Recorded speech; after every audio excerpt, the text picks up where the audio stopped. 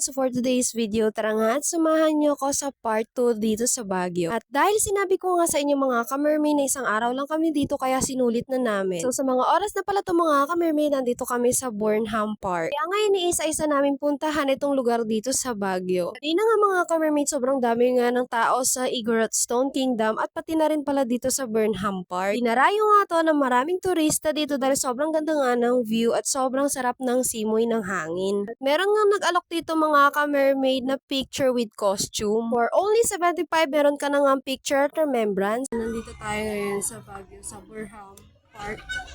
Nasa Burnham Park.